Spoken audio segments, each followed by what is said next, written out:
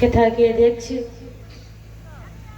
श्री देवाधिदेव महादेव जी महाराज, बुद्ध मंगलमय संत समाज, विद्वत समाज, दूर दूर से आए हुए श्री राम राष्ट्र भक्तगण, भक्ति स्वरूपा सती सीता, सती सावित्री, गीता गायत्री, सती अनुसुईया के पावन चरित्र को चरितार्थ करने वाली हमारी माताएं और बहनें, बड़े ही सौभाग्य का विषय है कि हम लोग लगातार 5 दिन से भगवान की कथा को कहते सुनते चले आए। आज 6ठा दिवस है। तो जैसे कि आप लोग जानते हैं, प्रतिदिन के भांति आज भी भगवान की कथा प्रारंभ करने से पहले 2 बार भगवत नाम संकीर्तन किया जाए और संकीर्तन में सबको बोलना है श्री राम जय राम, जय जय राम, श्री राम, श्री राम जय राम, जय जय राम, श्री राम। माता जी, भोजन हुआ है? हाँ, नहीं हुआ है, इसीलिए आप लोगों की आवाज नहीं निकल रही है। क्योंकि जब हम ज्यादा भोजन कर लेते हैं तो भी नहीं बोल पाते हैं, और कम करते हैं तो भी नहीं बोल पाते हैं, और नहीं करते हैं तो भी नहीं बोल पाते हैं कि भूखे भजन न होहि गो पाला। तो आइए दोनों हाथ से ताली बजाते हुए प्रेम से सब लोग बोलेंगे श्री राम। वाह, बहुत सुंदर। श्री राम जय राम, जय जय राम, श्री राम, जय जय विघ्न हरण हनुमान,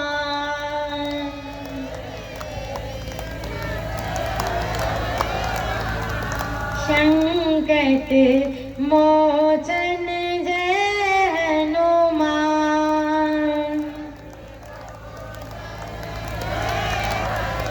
श्री राम जय राम, जय जय राम, श्री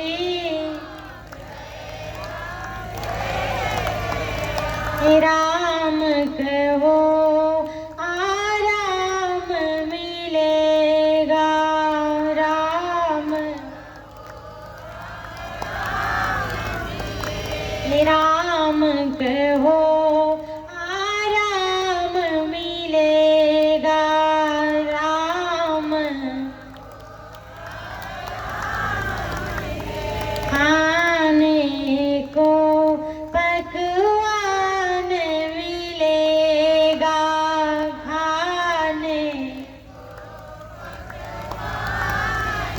राम कहो आराम मिलेगा, राम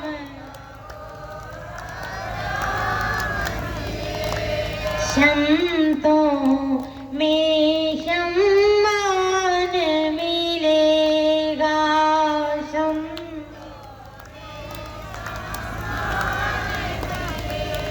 जाने पर हरिधाम मिलेगा,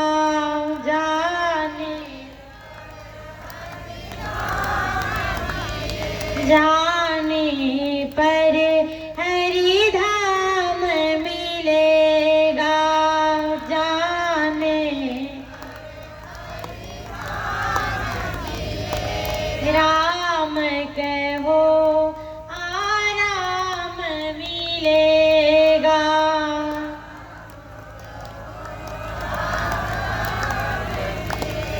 खाने को पकवान मिलेगा, खाने श्री राम जय राम, जय जय राम, श्री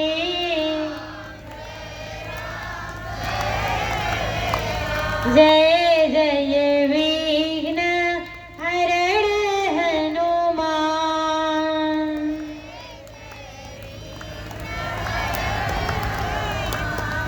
श्री राम जय जय राम, श्री राम।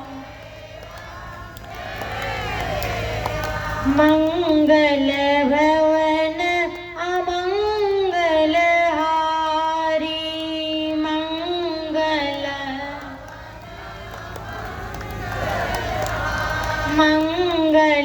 भवन अमंगल हारी, मंगल। उमा सहित जय जपत पुरारी, उमा।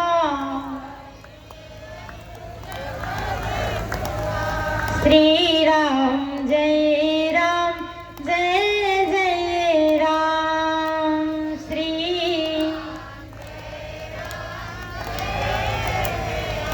शंकर भगवान की, श्री वृंदावन बिहारी लाल की। और धीरा बोलिए लोग, बोलिए श्री सतचंडी महायज्ञ की। इससे भी धीरा, बोलिए श्री हनुमान जी महाराज की। वाह। आइए शांति का दान देते हुए कथा की तरफ आगे बढ़ा जा। अभी हमारे पूज्य श्री गुरुदेव जी के मुखारविंद से आप लोग बहुत सुंदर लक्ष्मण मूर्छा की कथा सुन रहे थे। भाव विभोर करने वाली कथा आप लोगों के बीच में चल रही थी। आप लोग कथा में डुबकी लगा रहे थे और अपने जीवन को धन्य कर रहे थे। आइए उसी प्रकार से शांति का दान देते हुए और अपने मन और चित्त को एकाग्र करके कथा को ध्यान से सुनिएगा। कल मैं आप लोगों के बीच में निवेदन कर रही थी कि प्रभु श्री राम को क्या प्रिय है। बाबा तुलसीदास जी रामचरितमानस में लिखे हैं कि राम ही केवल प्रेम प्यारा, जान ले हो जो जान निहारा। राम ही केवल प्रेम प्यारा, भगवान को प्रेम प्रिय है। और प्रबल प्रेम के पाले पड़ के प्रभु को नियम बदलते देखा। अपना मान टले टल जाए, लेकिन जन का मान न टलते देखा। आज हमारे प्रभु श्री रामचंद्र जी अपने भक्त केवट का कैसे उद्धार करते हैं, बहुत मार्मिक प्रसंग है जो आप लोगों के बीच में मैं रखने जा रही हूँ। बिल्कुल सरल भाषा में बताऊंगी और हमारी माता जी लोग बैठी हैं, आप लोग भी विशेष ध्यान दीजिएगा, क्योंकि बहुत कम ही हमारी माता जी लोग कथा सुनने के लिए आती हैं। ज्यादा करके महिलाएं घर चर्चा करने आती हैं कथा पंडाल में, सही बात है ना। आगे वाली तो माता जी को ध्यान से सुन रही हैं लोग, लेकिन जो पीछे माता जी लोग बैठी हैं देख लीजिए। स्त्री का स्वभाव है, जानते हैं क्या? कहा कि स्त्री का स्वभाव और एक पुरुष का स्वभाव, यानी एक जो साधु महात्मा होंगे, जो संत होते हैं, उनसे यदि आप पूछ दीजिएगा ना कि बाबा आप कितने साल के हुए हैं, तो रहेंगे 50 साल के, तो कहेंगे कि 85 साल के हैं। क्यों सोचे हैं? ताकि लोगों को लगे कि बाबा तप किए हैं, साधना किए हैं, तो साधना के बल पे इतने साल के हो गए, स्वस्थ दिख रहे हैं। और एक महिला से आप पूछ दीजिए कि आपका उम्र कितना है, तो रहेगी 20 साल के, तो भैया 25 साल नहीं 15 ही साल बताएगी। क्योंकि एक पुरुष हमेशा अपना उम्र बढ़ा कर बताता है और एक स्त्री हमेशा अपना उम्र घटा करके, कम करके बताती है। एक बार की बात है कि दो महिलाएं ट्रेन में बैठ करके जा रही थी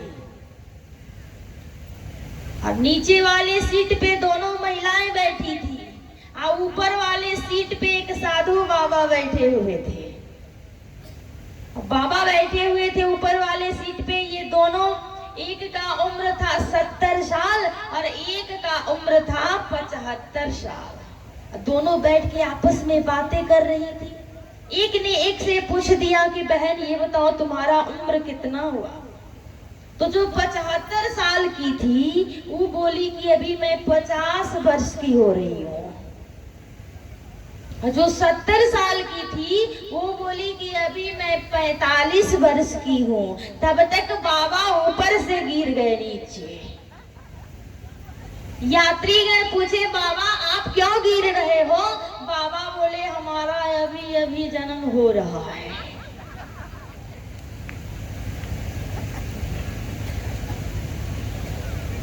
बाबा बोले हमारा अभी अभी जन्म हो रहा है, क्योंकि इतना झूठ बाबा बर्दाश्त नहीं कर पाए। तो ये कथा के पंडाल में देखिए, हमारी कुछ ऐसी माता जी लोग हैं जब तक आवाज मेरा नहीं सुनती है घर से नहीं निकलती है। देखिए पीछे अब धीरे धीरे करके आ रही है सर। आइए, बहुत गई थोड़ी रही थोड़ी भी अब जाए, रहे वो एक दिन अवधि अधारा, तो समझत मन दुख भयो अपारा। मात्र एक दिन की और कथा है। तो आइए कथा की तरफ ध्यान दिया जाए, कथा की तरफ बढ़ा जाए। अब हमारी माता जी हंसने में ही लग गई हो। जरूरी है हंसना भी नहीं है। कथा के पंडाल में ये अवसर बार बार आपको मिलता है। जब हमारे मर्यादा पुरुषोत्तम प्रभु श्री रामचंद्र जी का वनवास हुआ, आखिर राम जी का वनवास क्यों हुआ जानते हैं? कहा जब हमारे पुरुषोत्तम राम जब 7 वर्ष के थे, 7 वर्ष के आयु में प्रभु श्री राम को माता कैकेयी कितना प्यार करती थी राम जी से, आपको पता होगा। कहा अपनी पुत्र भरत से भी ज्यादा यदि किसी का मान सम्मान करती थी, किसी से प्यार दुलार करती थी, तो वो राम जी हैं। माताएं बैठी हैं, विशेष ध्यान दीजिएगा। माता कैकेयी के महल में ही भगवान राम रहा करते थे। राम जी के मोह में सारे लोग फंसते जा रहे हैं, सबको पुत्र मोह हो गया है। भगवान राम सोचे कि ऐसे में पुत्र के मोह में फंस जाऊंगा और सब लोग हमें अपनी अपनी जाल में फंसाना चाहेंगे, तो हमारा वनवास नहीं होगा और फिर मैं अपने पिता के बाद एक राजा बन करके और अयोध्या में ही सीमित रह जाऊंगा, अयोध्या से बाहर नहीं निकल पाऊंगा। तो भगवान राम 7 वर्ष के उम्र में ही एक लीला किए हैं। जानते हैं क्या? कहा भगवान राम भोजन न करने का निर्णय ले लिए कि आज मैं भोजन नहीं करूंगा। और राम जी को यह भी पता है, आप लोगों को भी पता होगा कि जो आपसे सबसे ज्यादा प्रेम करता है वो आपके लिए अपनी जान भी दे सकता है।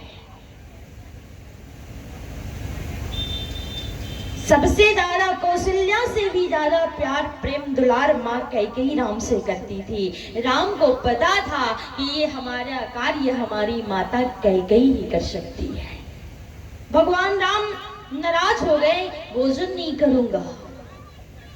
माँ कौशल्या भोजन लेकर के आई, प्रभु भोजन नहीं किए। मैया सुमित्रा भोजन लेकर के आई, प्रभु भोजन नहीं किए।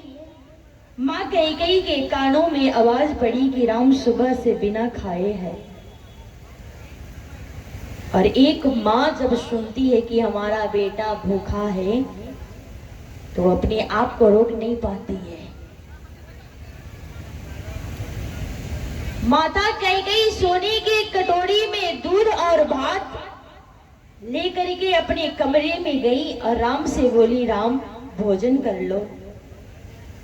राम जी बोले, मैया मुझे भूख नहीं है। कहा क्यों? कहा कि आज हम आपसे कुछ मांगना चाहेंगे, क्या आप देंगी?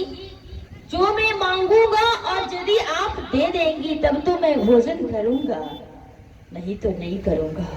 और प्रिय श्रोताओं, मैं आप लोगों से क्या बताऊं, माता कैकेयी के गोद में राम जी बैठ गए और राम जी कहे, मां क्या मैं जो मांगूंगा मुझे दे दोगी? कैकेयी मैया मुस्कुराते हुए बोली, बेटा राम मांग तो सही, पहले तुम्हें क्या चाहिए? यदि अपना प्राण भी देना होगा तो ये कैकेयी तुम्हारे चरणों में रख देगी, पहले मांग करके तो दिखा कि तुम्हें क्या चाहिए।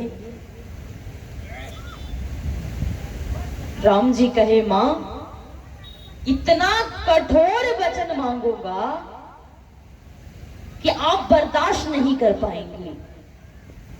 मैया मुस्कुराते हुए बोली, लल्ला कम से कम तेरा पेट तो भर जाएगा, मांग, यदि अपना प्राण भी देना पड़ेगा तो कैकेयी हंसते हंसते दे देगी, लेकिन बोल तुझे क्या चाहिए? राम जी बोले, ऐसे नहीं मांगूंगा मां, पहले हमारे सर पे हाथ रख करके कसम खाओ कि जो मैं तुमसे मांगूंगा उस राज्य को तुम अपने तक ही रखोगी, किसी से बताओगी नहीं, चाहे उसके लिए कुछ भी हो जाए। कैकेयी ने कहा, मंजूर है राम, मांग तुझे क्या चाहिए? राम कैकेयी के चरण को पकड़ लिए और कहे, मां तुम हमसे कितना प्यार करती हो? कहा, खुद से ज्यादा। कहा, तो मेरे लिए एक काम कर दोगी? कहा, बोलो। कहा, मां जब मैं राजा बनने के लायक हो जाऊं, जिस दिन पिताजी को लगे कि राम को राज्य पाट दे देना चाहिए, राम को राजा बना देना चाहिए, तो हे माता उस दिन आप हमारी वनवास मांग लेना, क्योंकि मैं इस अयोध्या में रह करके अपने भक्तों का उद्धार नहीं कर पाऊंगा, अपने प्रियजनों का कल्याण नहीं कर पाऊंगा, इस अवध में ही सीमित रह जाऊंगा मां, इसलिए तू मेरा वनवास मांग लेना। और भरत भैया के लिए 14 मेरे लिए 14 वर्ष का वनवास और भरत भैया के लिए राज्य मांग लेना, राज गद्दी मांग लेना। मां बोलो, क्या तुम्हें मंजूर है? मां कैकेयी मूर्छित हो गई, कैकेयी बर्दाश्त नहीं कर पाई, माता कैकेयी मूर्छित हो गई। जल का छींटा मारे भगवान राम, और मां जब होश में आई तो कही, राम ऐसा वचन देने से पहले मैं मर ही जाऊं तो अच्छा रहेगा। कहा, नहीं मां ऐसा नहीं बोलो, मेरे लिए एक बार हाँ कर दो। कैकेयी अपने सीने पे पत्थर रखती हुई बोली, राम जा, तेरे खुशी के लिए, तेरे कल्याण के लिए तेरी मां कैकेयी ये भी करने के लिए राजी है, जैसा कहेगा वैसा ही करूंगी, पहले भोजन तो कर ले। तब जाकर के भगवान भोजन किए, और इस बात को एक राम जी जानते हैं कि माता कैकेयी जानती है। संतों का कहना है कि हमारे मर्यादा पुरुषोत्तम राम के द्वारा मांगे गए वचन मां कैकेयी दशरथ जी से भी नहीं कही थी, और समय आया जब राम जी का विवाह हो गया। एक दिन की बात है, चक्रवर्ती सम्राट दशरथ जी महाराज आईना लेकर के अपना स्वरूप देख रहे थे, शीशा, और शीशा लेकर के अपना मुख देख रहे थे। शीशे में क्या देखे कि श्रवण समीप भयउ सित केसा, मन हो जरठ पना आस उपदेश। सफेद हो गया था तो दशरथ जी को लगा कि अब मैं वृद्ध हो चुका हूँ तो राजपाट अपने पुत्र को दे देना चाहिए। और आजकल भैया हम लोगों का बाल सफेद हो जाए तो तुरंत केमिकल लगाकर काला कर लेते हैं कि नहीं। एक बार एक 9 साल का बच्चा अपने काले बाल को सफेद कर रहा था। बाल काला था और उसको सफेद कर रहा था। तब तक उसके दादाजी देख लिए, कहे बेटा मूर्ख हो गया। कहा क्या हुआ दादाजी? कहा तुम्हारा बाल काला है उसको सफेद क्यों कर रहे हो? कहा दादाजी जब आपका बाल सफेद है तो आप उसको काला करने में लगे रहते हैं, तो हमारा काला है तो सोचे हैं कि सफेद कर लो। कहा क्यों? कहा कि घर में एक भी बूढ़ा तो दिखना चाहिए ना। समय के हिसाब से सब कुछ अच्छा लगता है। कहा दशरथ जी महाराज के कान के पास एक बाल सफेद दिखा तो मान लिए कि राम को राजा बना देना चाहिए। और जो ही घोषणा किए कि कल राम जी का राज्य तिलक होगा कि माता कैकेयी ने राम के लिए 14 वर्ष का वनवास मांग लिया। जब राम जी, लक्ष्मण जी, सीता जी तीनों रथ में बैठ करके अयोध्या का परित्याग कर रहे हैं, अयोध्या से बाहर निकल रहे हैं, आपसे बता दूं रथ में राम, लक्ष्मण, सीता तीनों बैठे थे। सुमंत जी रथ को चला रहे थे। अचानक से जब अयोध्या को राम जी पार किए तो अपने रथ को रोकवा दिए और रथ को रोकवा करके कहे भैया लक्ष्मण। कहा जी प्रभु। कहा रथ से नीचे उतरो। लक्ष्मण जी कहे क्या? कहा मेरा आदेश है तुम रथ से नीचे उतरो। लक्ष्मण जी रथ से नीचे उतर गए। राम जी भी लक्ष्मण जी के साथ ही रथ से नीचे उतर गए और उतर करके राम जी इशारा किए भैया लक्ष्मण अयोध्या को हम लोग छोड़ करके जा रहे हैं, वो भी 1-2 वर्ष के लिए नहीं। कि तापस वेश विशेष उदासी 14 बरस राम बनवासी। कहा 14 वर्ष के लिए हम अयोध्या को छोड़कर जा रहे हैं। इस बीच में हमें विदेश में भी यात्रा करनी पड़ेगी। राम जी का साइंस देखिए, कह रहे हैं हमें विदेश की भी यात्रा करनी पड़ेगी। इसलिए है भैया मेरा आदेश है लक्ष्मण एक मुट्ठी मिट्टी लेकर के अपने बलकल वस्त्र में बांध लो। बात तो बहुत छोटी है भैया, लेकिन इस बात में बहुत बड़ी राज छुपी हुई है। कहा बलकल वस्त्र में मिट्टी बांध लो, क्यों? इसका कारण क्या है भैया? राम जी कहे कि हम लोग अब तक अयोध्या के गोद में पले बड़े हुए, खेले, शादी विवाह हुआ और आज अचानक हमें अयोध्या से दूर जाना पड़ रहा है, अयोध्या को छोड़ करके जाना पड़ रहा है। तो हे भैया लक्ष्मण हम अयोध्या को छोड़ करके तो जा रहे हैं, लेकिन अपनी सभ्यता को, अपनी संस्कृति को, अपनी मर्यादा को कभी नहीं छोड़ेंगे। इसलिए तुम मिट्टी ले लो। कहा भैया इस मिट्टी में कौन सी सभ्यता है? कहा जब हम इस मिट्टी को लेकर के और जब इसकी पूजा करेंगे तो हम अपने आप को अयोध्या में ही पाएंगे, अयोध्या से अलग नहीं पाएंगे। और हमारे घर के, आप घर के बच्चे यदि 1 साल के लिए पंजाब चले जाए ना तो पंजाबी बन के आते हैं कि नहीं? 2 साल के लिए राजस्थान चले जाए तो राजस्थानी बन करके आते हैं। लेकिन धन्य है मर्यादा पुरुषोत्तम प्रभु श्री राम 14 वर्ष जंगल में रहे, विदेशों में भी आना जाना किए, लेकिन राम जो बन करके बन गए थे वही बन करके अवध में वापस लौटे हैं। राम में कोई बदलाव नहीं दिखी।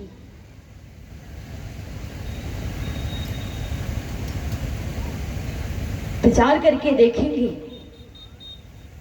आदेश हुआ, लक्ष्मण जी मिट्टी लिए और लेकर के अपने बलकल वस्त्र में बांध लिए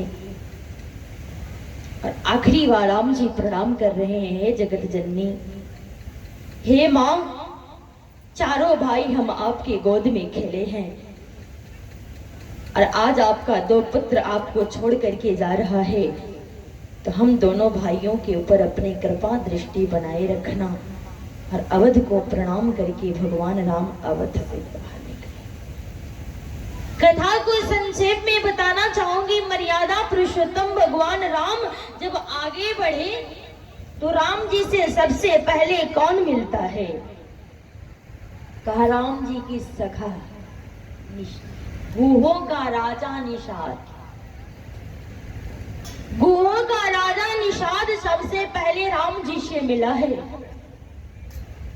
और जब सुना कि राम जी का वनवास हो गया है, राम जी वन को जा रहे हैं, तो आकर के राम जी की सेवा में लग गया और भगवान राम से हाथ जोड़ करके निवेदन किया, प्रभु आप तो अयोध्या से बाहर आ गए हैं, तो चलिए और हमारी कुटिया में विश्राम कीजिए, वहीं रहिए और मैं आपके आदेशों का पालन करता रहूंगा, आपकी देखभाल करूंगा। राम आप हमारे यहाँ चलिए। राम जी मुस्कुराए और कहे, हे सखा, मेरे पिता का आदेश है कि मैं 14 वर्ष किसी नगर में नहीं रह सकता, मैं 14 वर्ष किसी पुरी में नहीं रह सकता, मैं 14 वर्ष किसी ग्राम में नहीं रह सकता, इसलिए हमें यहाँ न रोको, हमें आगे बढ़ना है और आगे जाकर के बहुत सारा कार्य इस राम को करना है। और राम जी से कहा, तो कम से कम आज विश्राम तो यहाँ कर लीजिए। और भगवान राम के लिए ला करके कुशासन बिछा दिया। ध्यान देंगे, गुहों का राजा निषाद भगवान राम के ठहरने के लिए कुशों का बिछावन कुशासन लगा दिया और कहा, प्रभु आप इस पर विश्राम कीजिए, विराजिए। भगवान राम बैठ गए, जगत जननी जगदम्बा माता जानकी भी बैठ गई, लेकिन लक्ष्मण जी नहीं बैठे। पूरे 14 वर्ष में हमारे जीवाचार्य लक्ष्मण कभी सोए नहीं है भैया, कभी नहीं सोए 14 वर्ष में।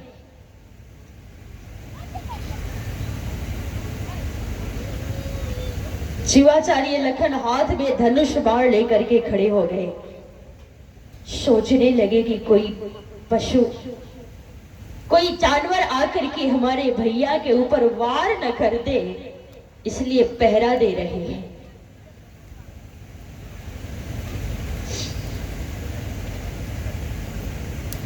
इधर गुहों का राजा निषाद जब राम जी को कुशासन पर सोया हुआ देखा, मां जानकी को कुशासन पर देखा, तो कैकेयी को गाली देने लगा कि कैकेयी नंदनी मंदमती कठिन कुटिल प्रण की,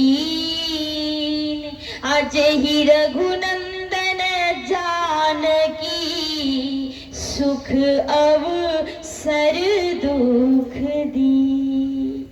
मानो कह रहा है, लक्ष्मण तुम्हारी मदली माता कैकेयी कितनी अभागिनी है, कितनी पापिनी है कि जानकी और राम को सुख के अवसर में दुख दे दिया। जो राम आज अवध का राजा होता, उसे एक वनवासी बना करके जंगल में छोड़ दिया। धन्य हो मां कैकेयी, राम के वजह से